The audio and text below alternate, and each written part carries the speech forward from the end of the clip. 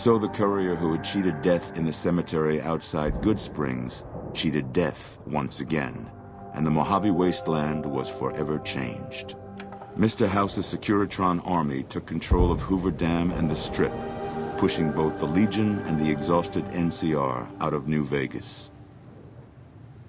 Mr. House continued to run New Vegas his way, a despotic vision of pre-war glory.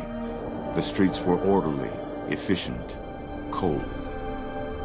New Vegas continued to be the sole place in the wasteland where fortunes were won and lost in the blink of an eye. The courier, cruel and merciless, had ensured that Mr. House would maintain complete control over New Vegas and everyone in it. Mr. House afforded him every luxury at his disposal in the Lucky 38, partly out of gratitude and partly out of fear. Black Mountain Radio continued to broadcast its peculiar form of propaganda. Raul Tejada faced his execution each day, though pardoned in the end. Travelers venturing too near Black Mountain continued to be harassed by Tabitha's followers. Mr. House showed little interest in the boomers and left them to themselves in Nellis. The tribe remained fortified in Nellis with their backs to the world. Buried beneath tons of rubble, the Mojave chapter of the Brotherhood of Steel was no more. Those few who were outside the Hidden Valley bunker when it was destroyed settled into new lives, or headed west to find a new chapter to join. The death of the Mojave Brotherhood came much too soon for Veronica, and in their absence, she felt truly lost. Yet in its wake, she took small comfort in her decision to remain by their side through their few remaining days. The Fiends staged an attack against Camp McCarran during the Second Battle of Hoover Dam. During the NCR's retreat, the Fiends overwhelmed many of the troopers before Mr. House's Securitrons could deal with them.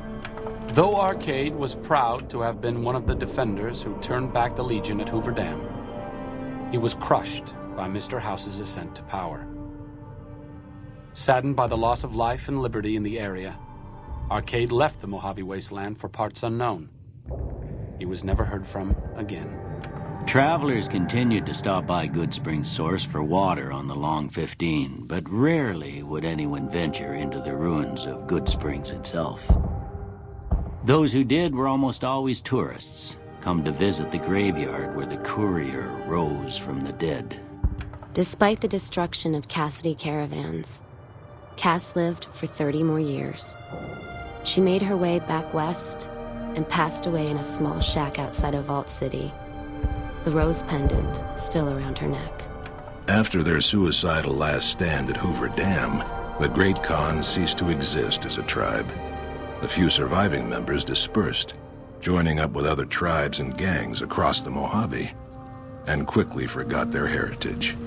It took more time than anticipated for a cure for the Nightkin schizophrenia to be found, but in the end, it was beneficial to Jacobstown. The presence of the Nightkin leader, Keen, persuaded Nightkin from across the wasteland to make the journey to the town. Jacobstown prospered, becoming known as a fair, if somewhat intimidating, place for a trader to do business. Lily continued to take her medicine at half doses, and although she remembered her grandchildren, her mind remained muddled and confused. Eventually, she parted ways with the courier and traveled west, seeking the remnants of her past. Accusing the Kings of lying with a foreign invader for their newfound ties to the NCR, Mr. House punished them by ordering their forced removal. The Kings, defiant to the end, were destroyed to the last man by House's Securitrons.